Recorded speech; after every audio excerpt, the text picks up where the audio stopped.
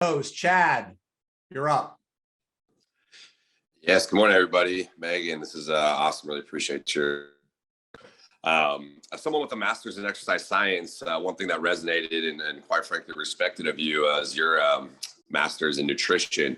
I'm curious, as we all know, you are what you eat, and that helps us to fuel us to perform and to recover. I'm curious how you utilize what you know with your education into what you do today to help not only yourself, but Tippy Toes as a whole organization. What's up, Chad? Glad to talk with you.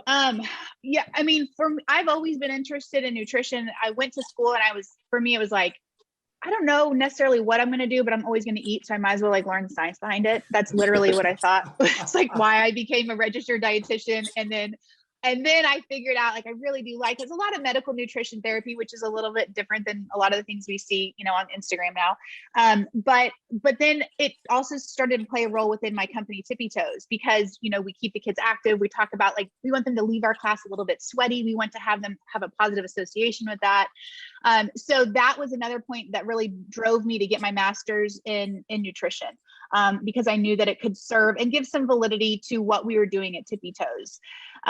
I will tell you, I feel the best of my life when I am eating well and getting exercise regularly. I am able to do more. And you know what it is? It's in my head. I feel great physically, but in my head, I'm I'm eating vegetables and lean meat and I feel great. And I freeze my brain to not be I cannot believe you just had that sub, that entire foot-long sub. Was that necessary? I'll do that in my head. And it creates negative talk. So when I think about nutrition and health, I think it's as much important for your mentality and your mindset as it is your physical being. The other thing that's really powerful for me is I've got 6 little eyes looking at me all the time. And I want to be a good example for my kids.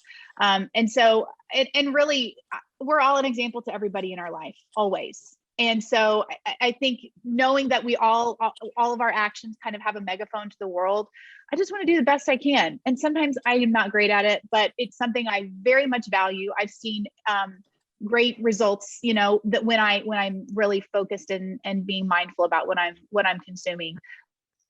And I see it in all parts of my life. So I love you're into that. I think it's highly important.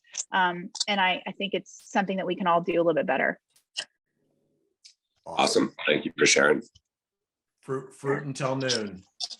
Are you on the I kick did yet? try that. I did try that for a while. I actually really liked it, but honestly, getting fresh produce that regularly is what got me. I was like, oh my God, I got to go to the store to get, I'm living at this store.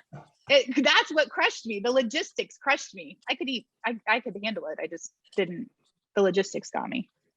Too far.